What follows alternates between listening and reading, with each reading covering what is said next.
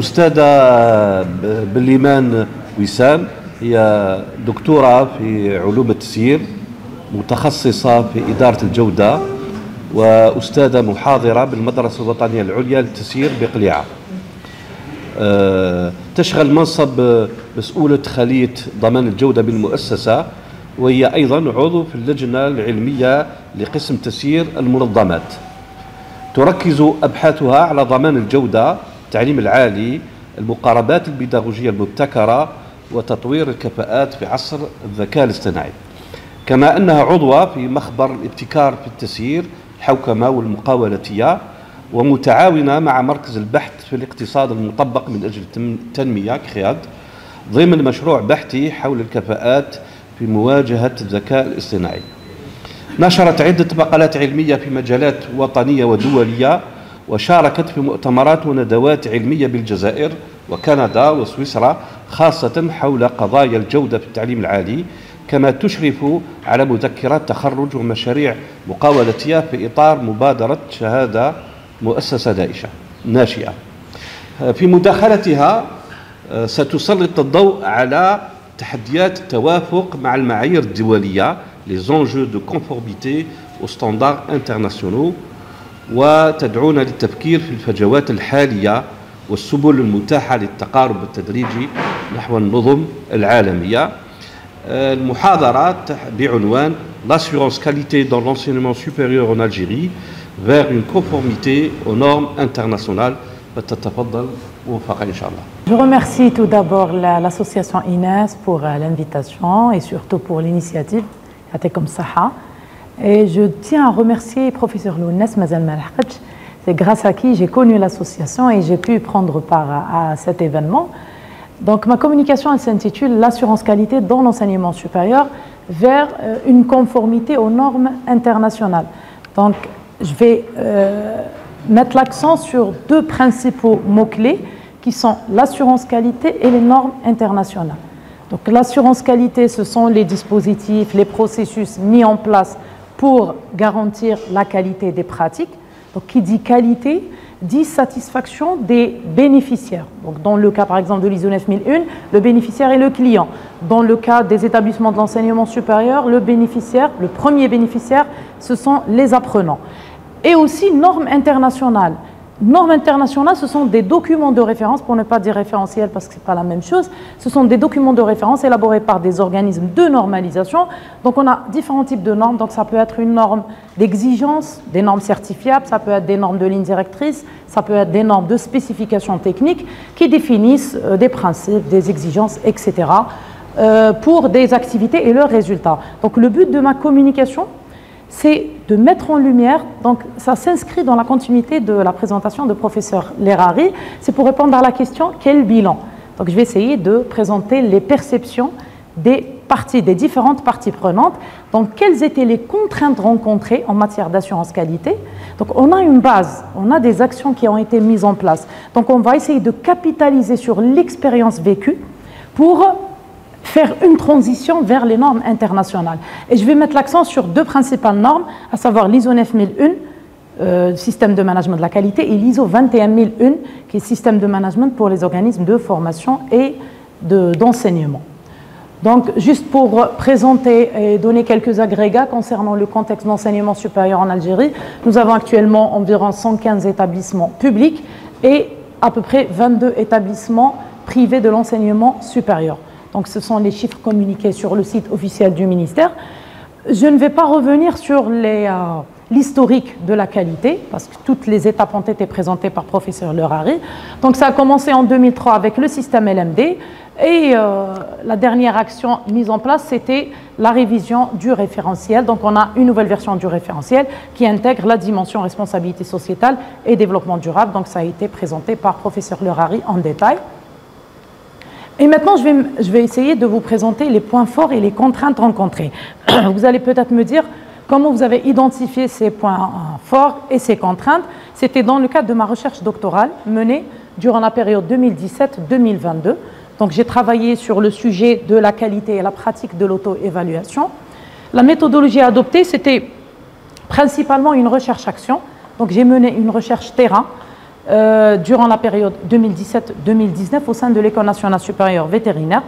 Donc j'ai participé à la formation des RAC, j'ai élaboré les rapports d'auto-évaluation, les analyses SWOT, les plans d'action, le projet d'établissement, etc.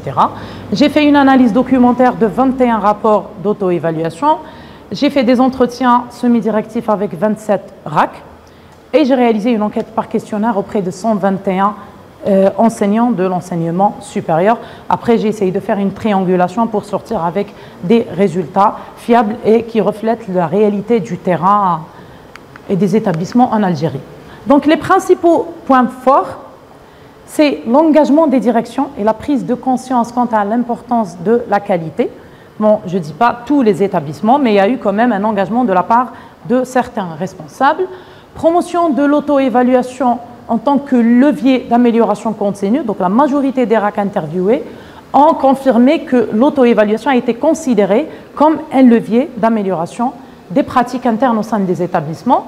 Mise en place d'organes dédiés chargés du pilotage de la qualité. Donc, on a des cellules assurance qualité qui ont été créées au sein de tous les établissements. Chaque cellule qualité était présidée, elle est toujours présidée par un responsable assurance qualité. Il y a eu aussi des comités d'auto-évaluation. Donc il y a certains établissements qui ont créé des comités pour chapeauter toute l'activité d'auto-évaluation. D'autres établissements ont créé plusieurs comités ou bien un comité avec des sous-comités par domaine. Formation des équipes au concept qualité. Donc les responsables qualité ont été principalement formés par la SIACES et ils étaient chargés de former à leur tour les membres de leur cellules et comités d'auto-évaluation. Il y a eu beaucoup d'actions de sensibilisation pour toutes les parties prenantes sur l'importance de la qualité, mobilisation de plusieurs méthodes et outils pour la conduite des auto-évaluations. Donc il y a des établissements qui ont réalisé des méthodes et utilisé des outils qualitatifs, d'autres ont utilisé des questionnaires, et des établissements qui ont élaboré des procédures, qui ont utilisé des outils digitaux, etc. Élaboration des plans d'action, et comme il a dit tout à l'heure, professeur Lerari, c'est la suite logique de l'auto-évaluation. Tous les établissements ont élaboré des plans d'action et des projets d'établissement. Pour les contraintes rencontrées, c'était principalement un engagement faible et insuffisant de la part des dirigeants. Donc la deuxième contrainte, elle explique la première. C'est la conséquence de la première. L'absence de statut officiel et de position organique. Donc, les cellules qualité n'avaient pas de statut officiel, n'avaient pas de budget. Et à ce jour, n'ont toujours pas de budget. Donc, les responsables ne pouvaient pas allouer les ressources nécessaires pour réaliser les activités liées à la formation, liées à l'acquisition de moyens humains. Donc, il n'y avait pas de ressources financières. Donc, c'est pour ça que les RAC ont trouvé que l'engagement des premiers responsables était faible et insuffisant. C'est principalement lié à l'allocation des ressources. Et on a toujours ce problème au sein des établissements. Les cellules qualité n'ont toujours pas de position organique et on n'a pas de budget. Et maintenant, l'objectif du ministère, c'est d'aller vers, je vais en parler tout à l'heure, c'est d'aller vers l'ISO 9001. L'ISO 9001, ça demande des ressources pour l'acquisition de moyens matériels, pour la formation, etc. Donc, on a besoin de ressources financières et de budget. Le manque de temps et de ressources allouées à la mise en œuvre de démarches qualité. L'insuffisance de préparation et de planification. Donc à l'époque, en 2017, quand l'auto-évaluation a été lancée, elle a été lancée en janvier et les établissements devaient remettre le rapport au mois de juin. Donc le temps, il était un petit peu serré.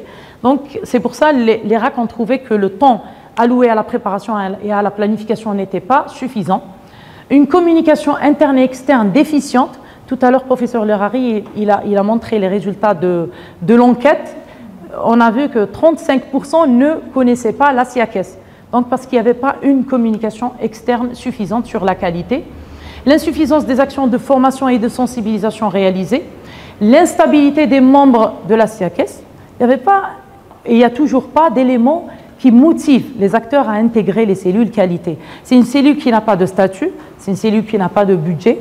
Les gens ou bien les personnes qui intègrent la cellule ne sont pas rémunérées. Parfois, ils demandent même un allègement du volume horaire et on ne peut pas le faire au niveau de tous les établissements. Donc, il n'y a pas un élément qui motive les gens à intégrer les cellules.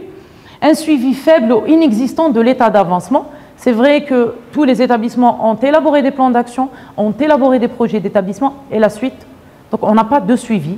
Est-ce que ces actions ont été mises en œuvre ou pas? Et une culture organisationnelle classique, encore éloignée d'une véritable culture qualité. Donc, c'est vrai qu'on a beaucoup de contraintes, mais il faut considérer ces contraintes comme un acquis de l'expérience. On a beaucoup de choses qui ont été faites, on a beaucoup d'actions qui ont été mises en œuvre, des projets d'établissement, des outils ont été développés, des procédures qui ont été élaborées, une expertise d'évaluation externe, des actions de sensibilisation, etc.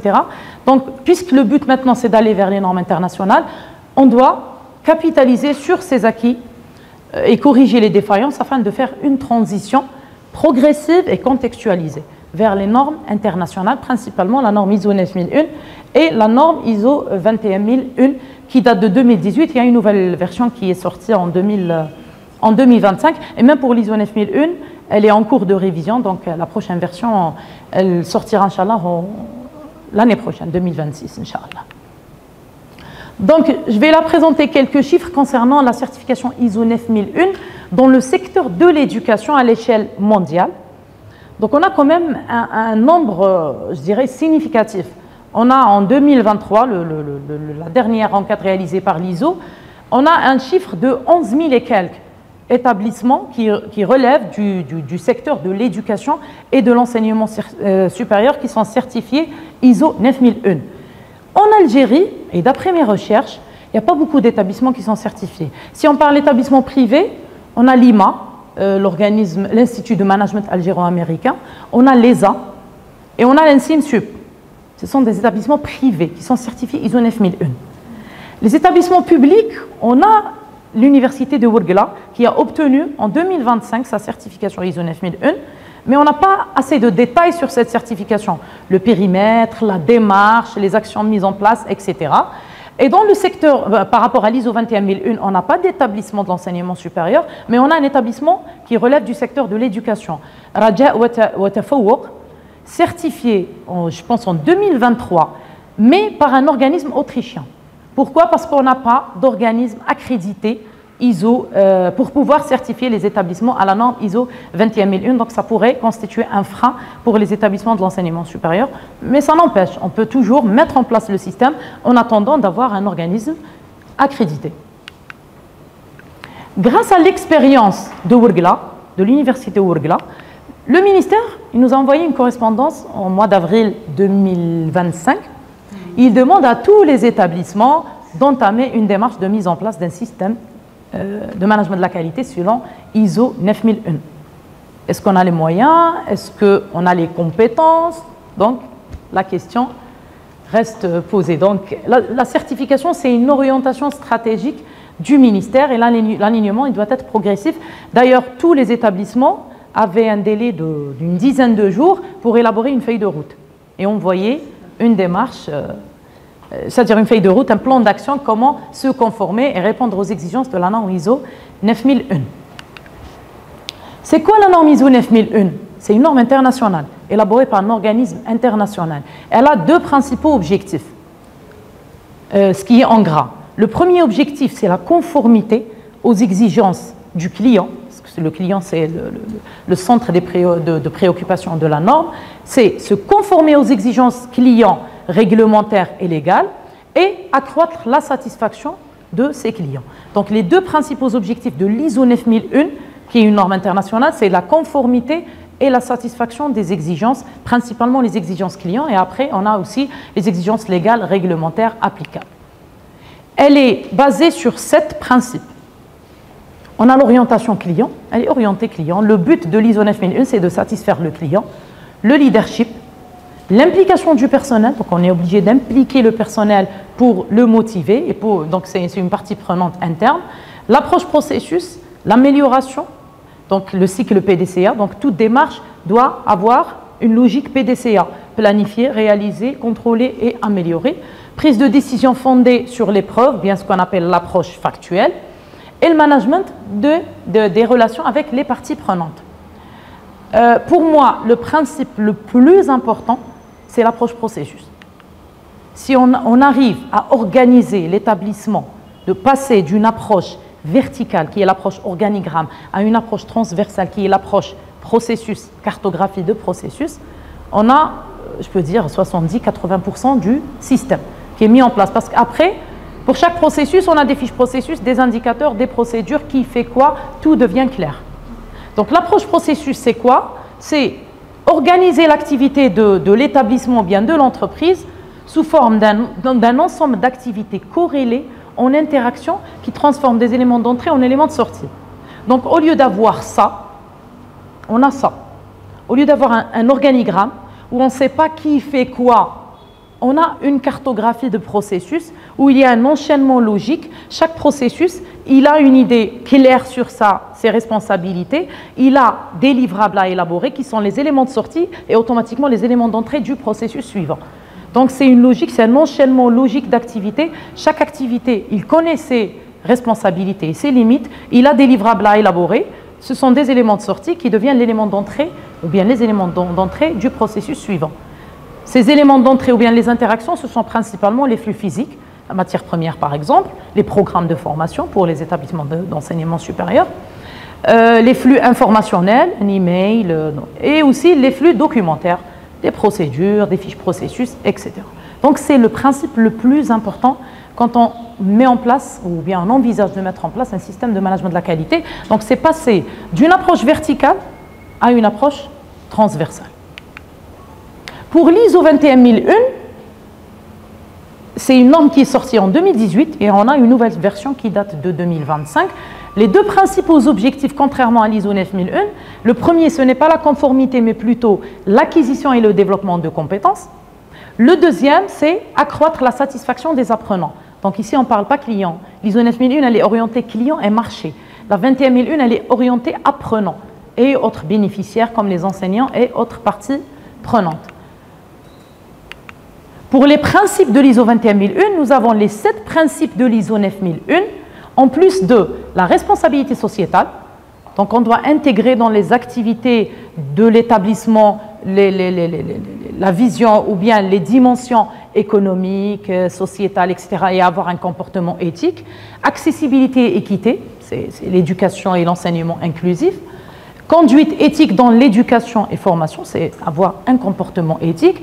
Et aussi, elle intègre des exigences liées à la sécurité et à la protection des données. Donc, si on réfléchit à approche processus, nous avons les activités principales, les processus principaux, ce sont tout ce qui est élaboration de programmes, enseignement, formation, évaluation des actions de formation. Le support, nous avons tous les autres processus qui mettent à la disposition des autres les ressources dont ils ont besoin. Et nous avons bien sûr la stratégie ou le management qui fixe les axes stratégiques, les objectifs et les orientations stratégiques. Donc, que ce soit l'ISO 9001, l'ISO 21001 ou toute autre norme de système de management, elle est structurée HLS. C'est une nouvelle structure créée par l'ISO en 2012 pour harmoniser et avoir la même structure pour toutes les normes de système de management. Le premier objectif, c'est de faciliter l'intégration quand on veut mettre en place plusieurs systèmes de management. Donc, elle a 10 principaux chapitres. Et c'est la démarche à mettre en place pour avoir la certification et se conformer à la norme. Donc, nous devons commencer par le contexte de l'organisation. Donc, nous devons analyser le contexte interne et externe. Les normes de système de management donnent le quoi, mais ne donnent pas le comment. Donc, le quoi, c'est il faut analyser le contexte. Comment? Vous pouvez utiliser le PESTEL, vous pouvez utiliser le SWOT. Donc, l'outil, c'est l'établissement qui le choisit. Donc, ici, on doit analyser le contexte. Généralement, on élabore une matrice SWOT pour les facteurs internes et externes positifs et négatifs. Et on doit aussi identifier toutes les parties prenantes et leurs exigences. À partir de ce contexte, on élabore ce qu'on appelle la politique qualité et l'orientation de l'établissement. Donc, on a la deuxième. Donc, on a ici, c'est la logique PDCA. Donc, les chapitres de la norme sont structurés selon la logique PDCA. Après l'analyse du contexte, nous définissons la politique qualité et l'orientation selon les exigences du contexte. Mais on actualise à chaque fois ce contexte et automatiquement on actualise notre orientation et notre vision. Le leadership, je dis à chaque fois, une démarche sans leadership, c'est une démarche qui est vouée à l'échec. L'engagement de la direction, c'est la première exigence, c'est à la fois une exigence et un principe. Sans le leadership, on ne peut pas réussir la démarche qualité. Donc le leadership, c'est l'engagement de la direction, c'est la fixation, plutôt la définition d'axes stratégiques, c'est la motivation, c'est la gouvernance. Donc le leadership, c'est très important. Et aussi la planification. Donc quand on analyse le contexte et on a une idée sur les exigences des parties prenantes, on fait ce qu'on appelle une démarche de management des risques. Donc le risque, c'est quoi? C'est tout événement qui pourrait, c'est le conditionnel, qui pourrait survenir et impacter l'activité de l'entreprise. Donc on doit identifier tous ces risques et mettre en place les actions pour y faire face. Donc ça c'est le plan, analyse du contexte, la politique qualité, les objectifs, l'analyse des risques. Par la suite on passe à la réalisation. Donc on a le support qui nous dote des ressources nécessaires et nous avons les activités et la réalisation. Dans le cas d'une entreprise, c'est l'achat de matières premières, etc. Dans le cas de l'établissement de formation et d'enseignement, c'est la conception des programmes, c'est l'enseignement, c'est l'évaluation des actions de formation, etc. Et à la fin, quand on met en place ces actions, on doit les évaluer. On les évalue à travers les audits, les évaluations régulières, les enquêtes de satisfaction. Donc dans le cas de l'enseignement, c'est les évaluations des enseignements. Et on améliore. Sur la base de ce qui a été fait, à chaque fois, on essaye d'ajuster et d'améliorer. Donc c'est ça la logique des normes ISO, que ce soit la 9001 ou la 21001. Quand on met en place cette démarche, qu'est-ce qu'on gagne? On a une vision centrée sur les bénéficiaires, les apprenants dans le cas de l'enseignement supérieur. On a une structuration, une formalisation des pratiques, une cartographie de processus. Chaque processus, il a une fiche qui définit ses objectifs, les responsabilités. Donc après, on peut évaluer l'efficacité de chaque processus. Chaque processus, il a des activités. Chaque activité est détaillée dans une procédure. Donc c'est une structuration et une formalisation des pratiques. Un leadership et une gouvernance renforcée. Une adaptation aux évolutions du contexte. Par exemple, la matrice SWOT, on doit l'actualiser à chaque fois. Et à chaque fois, on adapte notre système aux évolutions du contexte. On valorise les parties prenantes, on anticipe les risques.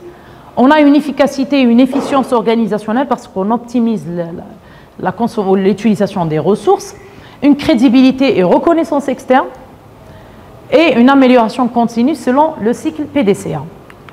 Donc si on pose la question pour les établissements dans le contexte algérien, est-ce qu'on va vers l'ISO 9001 ou la 21001? Pour moi, je dirais la 21001. Pourquoi? Parce que la 21001, elle est centrée sur l'apprenant. L'ISO 9001, elle vise le client et le marché. Donc l'ISO 21001, elle est centrée sur l'apprenant et elle intègre explicitement la mission éducative. Donc dans la 21001, on trouve l'orientation apprenant, l'équité dans l'apprentissage, la conception des programmes, l'interaction entre enseignants, étudiants et autres parties prenantes, et aussi toutes les exigences pédagogiques, définition d'objectifs, conception de programmes, etc.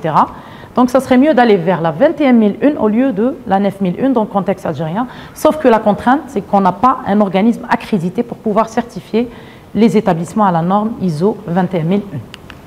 Et je vous remercie de votre attention. دونك في البدايه تكلمت لنا على البروسيسوس هيستوريك اللي تكلم عليه الاستاذ الوراري، والان كاننا فير ان باسكولمون 9001 21001 et donc c'est une grande question qui est posée.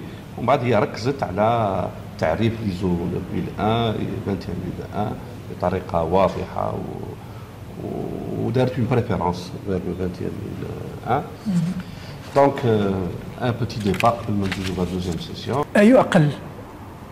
On se réveille un matin, on dit, on arrête le référentiel, hop, c'est l'ISO.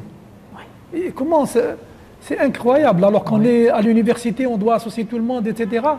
Et qui plus est, c'est 9001. Donc apparemment, on ne sait même pas si c'est 9001, et la 21001 et la 21001, est-ce qu'elle existe? Donc c'est là vraiment étonnant comment on arrive à ces...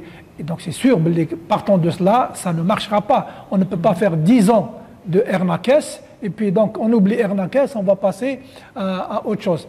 Il y a un point peut-être que vous n'avez pas abordé aussi, c'est le coût. Est-ce qu'il y a des ISO 9001, donc l'accompagnement c'est gratuit, la certification c'est gratuit, alors que là pour le RNACES c'est gratuit et ça n'a pas marché. Donc ça serait bien d'avoir aussi une idée sur le coût.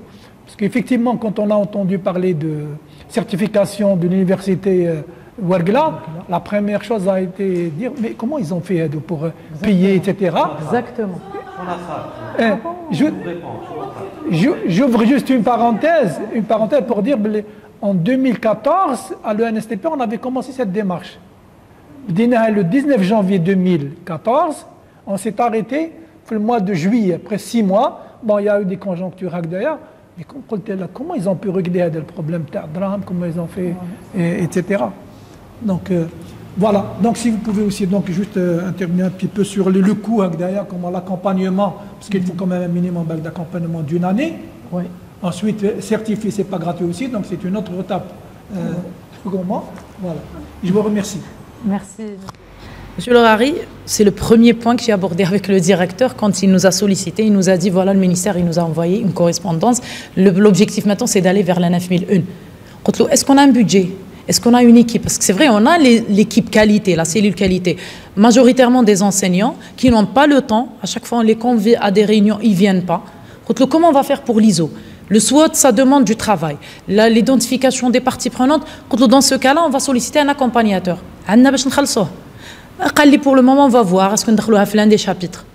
Il faut voir avec le ministère. Donc pour le moment, on a beaucoup de questions sur la faisabilité. J'avais demandé à la RAC de l'université de Ouargla un webinaire pour nous expliquer la démarche, comment ils ont procédé, le coût à la démarche qualité. Pour le moment, j'ai dit tout à l'heure, on n'a pas encore une idée sur ni le périmètre, ni comment ils ont procédé. Aucune information. Donc, même pas est-ce que c'est toute l'université ou bien une faculté, ou une activité, ou un programme? On n'a aucune idée. Donc, pour le moment, on a le webinaire et qu'on a un partage d'expérience à l'université. Et après, il y a beaucoup d'écrits qui ont été envoyés au ministère vers la 21001. On n'a pas d'organisme pour certifier les établissements qui dit ils mettent en place la démarche et après. Donc, pour le moment, on a beaucoup de questions. On a la réponse du ministère. Pour le référentiel, déjà, on a suivi récemment une formation. Enfin, les cadres au niveau du ministère, mais il y a même des personnes qui disent que le nouveau référentiel, la version 2023. Pour nous, le référentiel qui est en vigueur, c'est la version 2016, alors qu'il n'est pas adapté au contexte. Donc, mais on n'a même pas trouvé une réponse à cette question. Est-ce qu'on utilise le référentiel 2016 ou bien le référentiel 2023? Donc, on n'a pas encore une réponse à cette question et l'objectif maintenant, c'est d'aller vers l'ISO 9001. Tout est flou. C'est vrai, pour répondre à la correspondance, on a élaboré une feuille de route.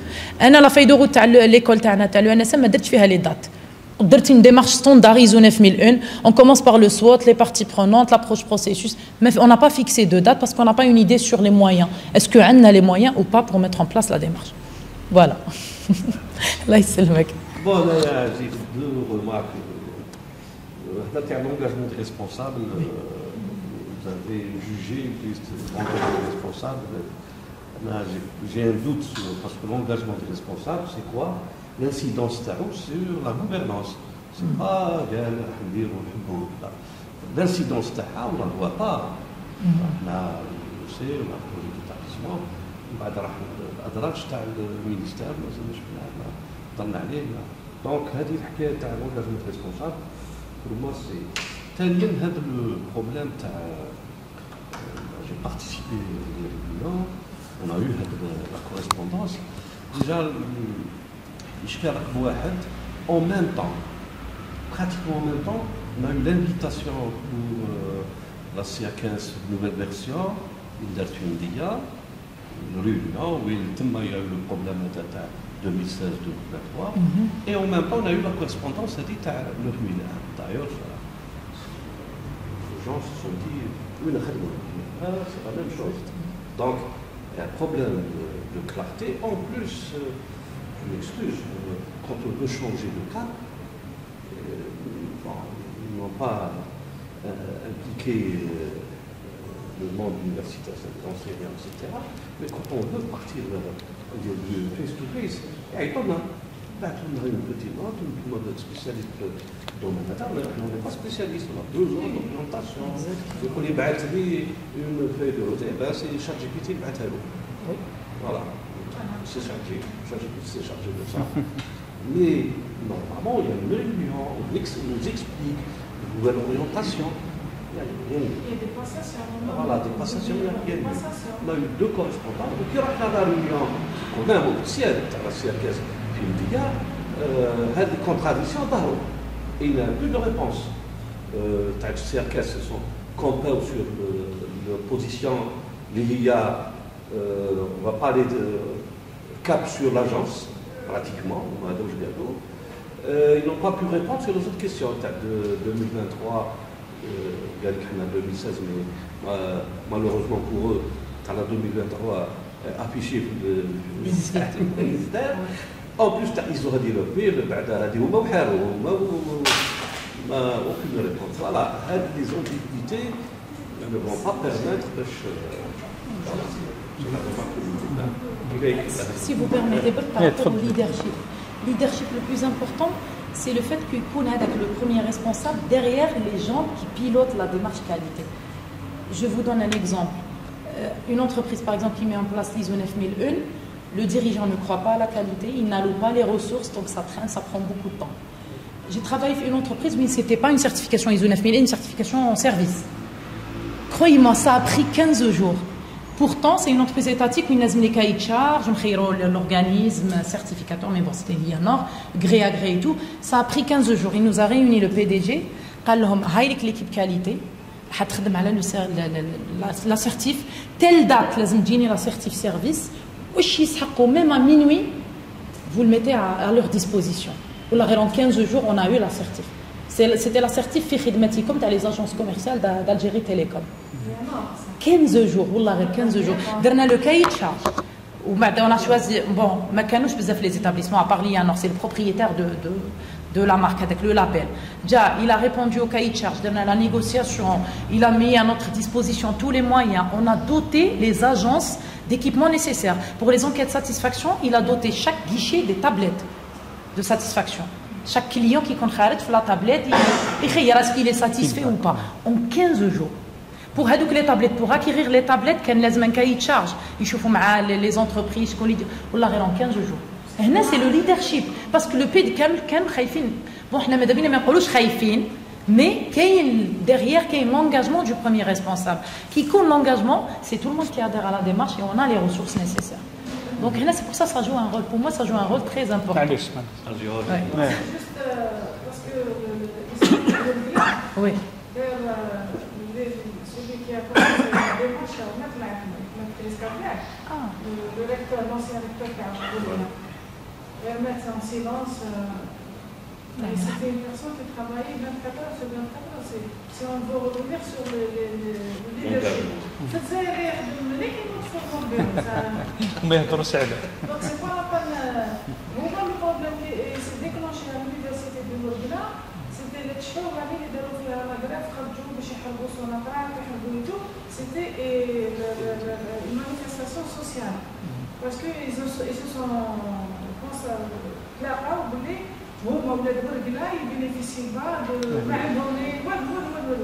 donc l'université de Mourgna, avec la politique algérienne, pour calmer le jeu et pour former des cadres opérationnels, parce que l'université qui crée même pas 3 ans ou 4 ans, ils ont Sonata comme ingénieur, comme maintenant.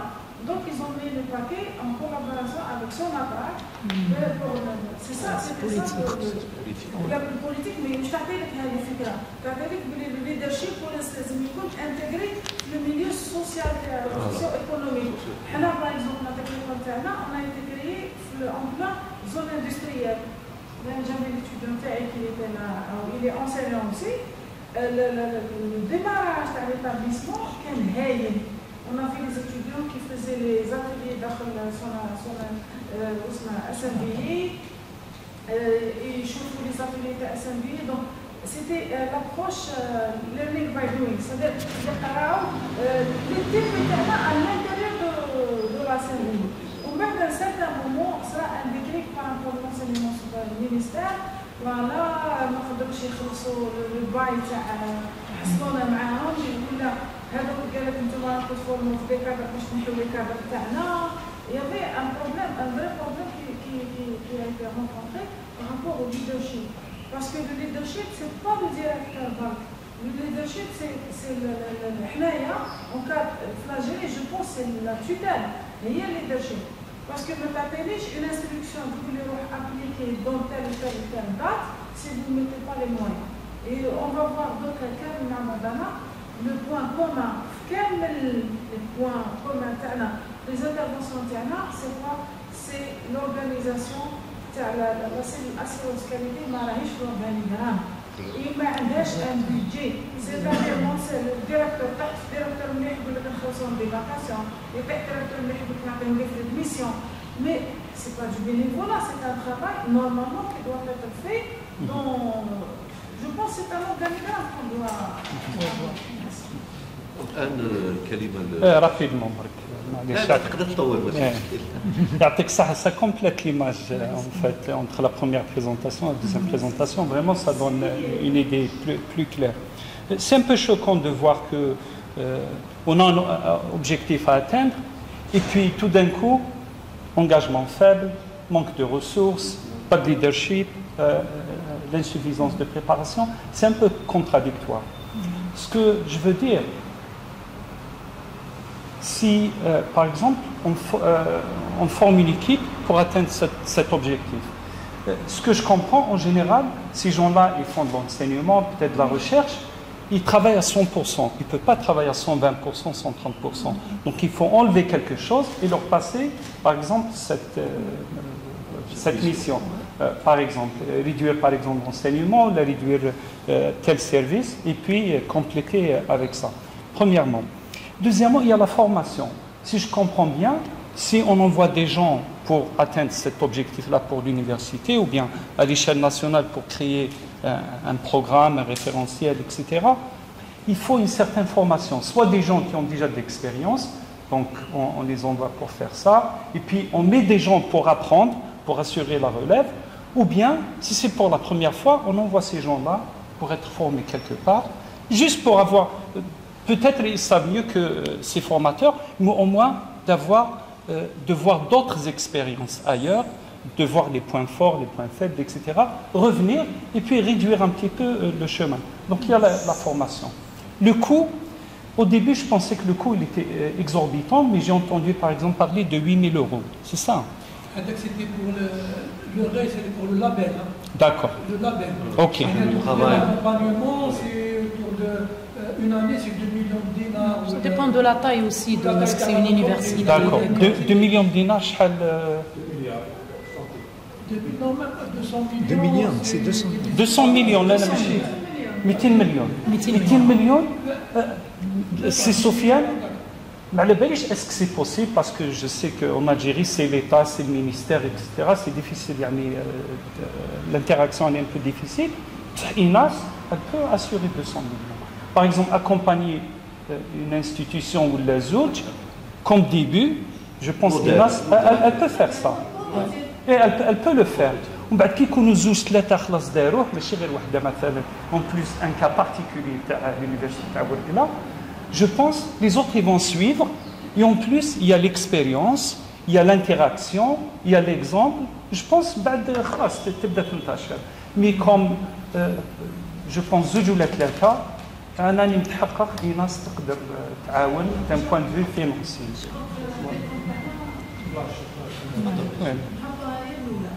إن شاء الله. علاش نقول لك لي زيكول ولا باسكو لي زيكول l'avantage تاع لي زيكول par rapport aux universités c'est que les enseignants c'est une partie prenante ils se sont engagés. Les enseignants de l'université ils يقراو l'école il est H24 l'école je pense c'est le cas pour vous. أنا ما عنديش les enseignements راني في l'école. D'accord.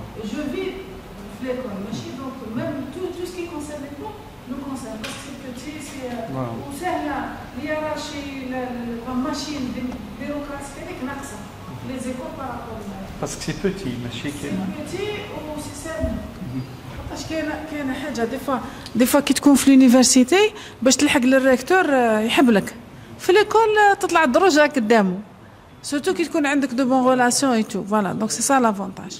كاين aussi juste un dernier point par rapport لهذيك تاع décalage de niveau c'est vrai كاين des établissements كيما حنا ليكول تاعنا ليكول de management on a un master management par la qualité donc on peut même utiliser les étudiants pour nous aider à mettre en place la démarche donc كي جاتنا la correspondance درنا un plan d'action et on a envoyé. كاينه une autre école اللي ما يعرفوش même pas c'est quoi la qualité donc elle m'a sollicité la RAC voilà قالت لي c'est quoi هذا le système qualité c'est quoi la norme ISO 9001 donc هنا كاين un décalage sur le niveau لازم la formation pour mettre tout le monde au même niveau. Vous avez parlé de la formation la dernière fois.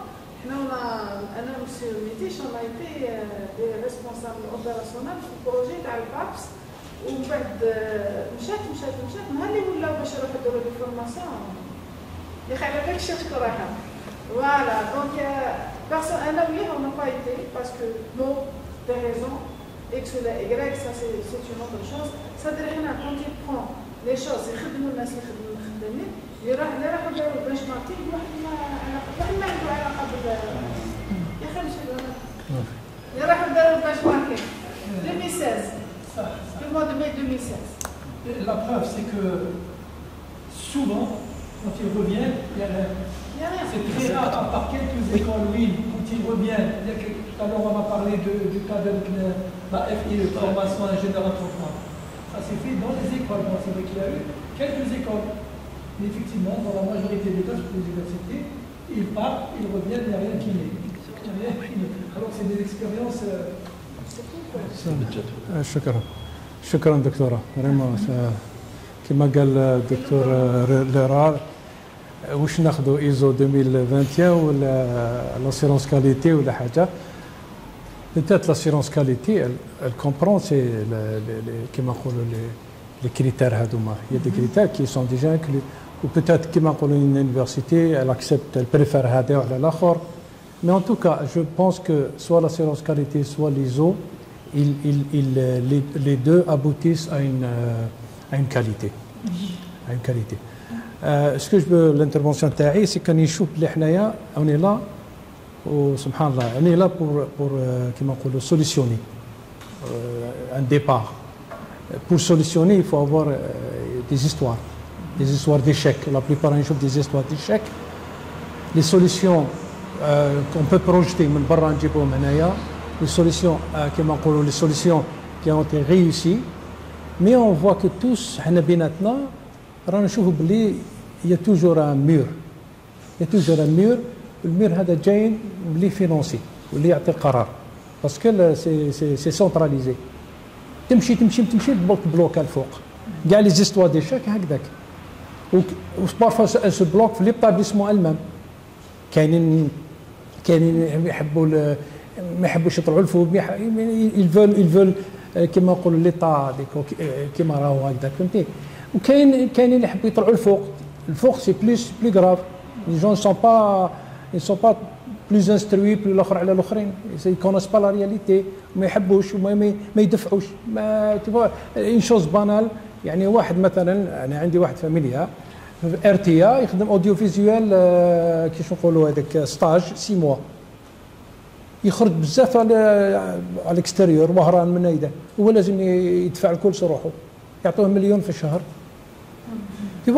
ما كاينش هذاك لا سونسيبيليتي تاع كم كل واحد حقه فيها دونك يا ان بروبليم اول شيء ليدرشيب سي امبورطون ليدرشيب يترافاي مع لوريزونتال الى الفيرتيكال ليدرشيب قليل بزاف هنا باش يكون واحد مش ما نديروهاش في واحد نديروها ليدرشيب باتر ان كوميتي فهمتي ان انسومبل ماشي يكون واحد برك وهذا يكون ان انسومبل il peut agir sur la verticale il peut agir sur la verticale بلي évidences il peut agir sur la verticale avec les médias لو كان يروح مع لي ميديا يسبق لي ميديا والاخرين يسمعوا باغ اكزومبل on peut agir par exemple comme des exemples شعطيتيني ورقله واقيلا ولا لا ورقله tout de suite le ministère il a lancé قال لهم لازم ديروا هذه donc le travail peut commencer avec le privé il est libre فهمتي si il absorbe هذا الاخر l'importance تاع la qualité والاخر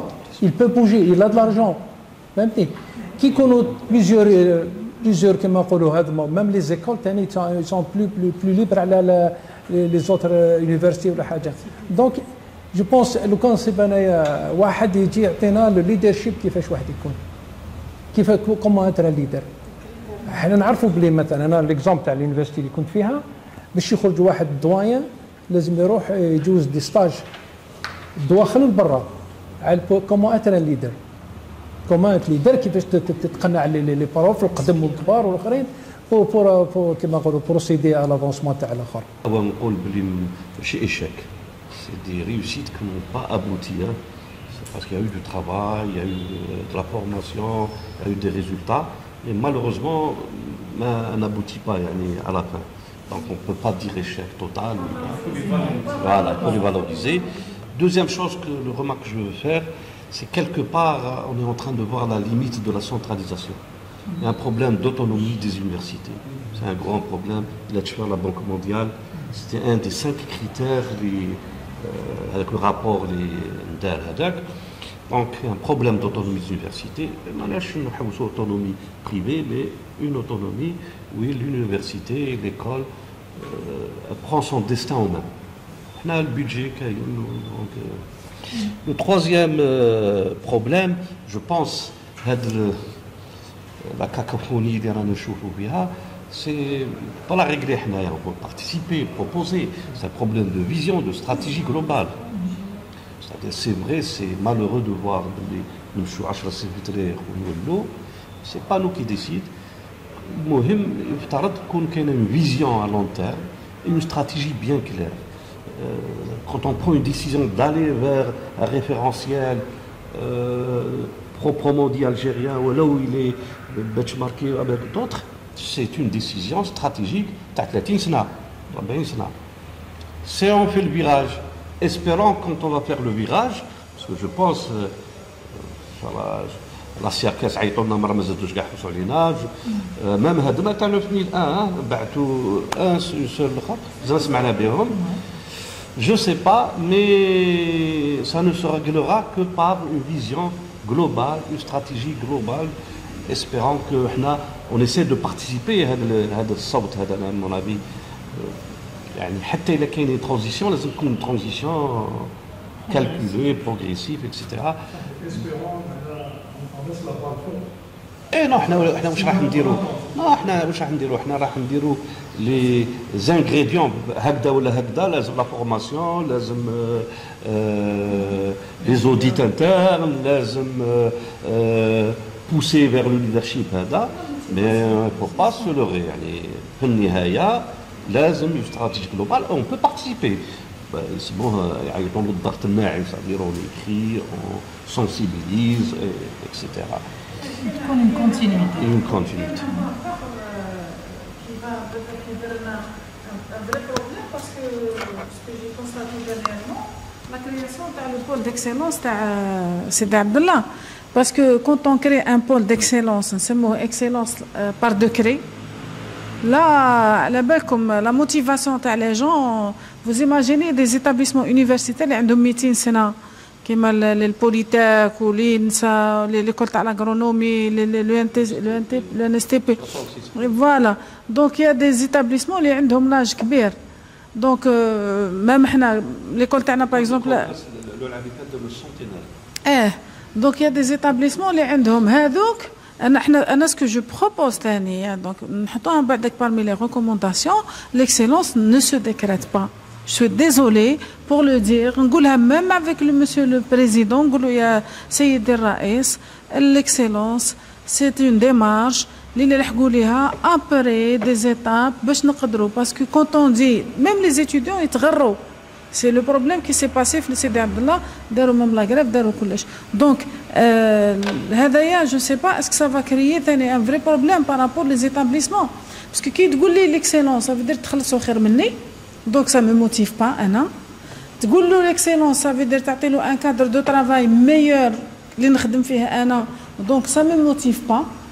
L'étudiant, تعطي له يجيبوا avec la même moyenne, واحد تخلصوا avec un salaire, un pré-salaire مليح, ou تعطي له un cadre des études meilleurs et tout. Donc ça ne motive pas les anciens établissements. Je ne sais pas qu'est-ce que ça va venir par l'excellence. Si on est là par rapport à la qualité, c'est par rapport à l'excellence. Je pense que باش نروحوا la qualité, باش نمدوا كان يهضر قبيله monsieur Badja par rapport à la reconnaissance des diplômes de l'Algérie. Il y a des établissements, le classement, mais les diplômes ils sont reconnus. Parce que les gens qui sont à l'intérieur, les gens, personnellement, ma propre expérience, je suivais l'étudiant qui a le diplôme, il intègre même quand on a la formation à l'étranger. Quand on demande des documents, on a des modèles par rapport à tous les documents, on l'étudiant. Peut-être c'était du des réseaux sociaux, les étudiants, mais c'était pas ça. L'objectif c'est mettre en valeur mon établissement. À un certain moment, où les étudiants, quand ils demandaient l'intégration de l'établissement universitaire, surtout au Canada, يديوهم فاسيلمون malgré ما ناش قدم مي هذا لو بوين تاع l'excellence هذا اللي كي سو ديكريت il faut le faire faut faire très attention il faut qu'on le mette noir sur blanc في la recommandation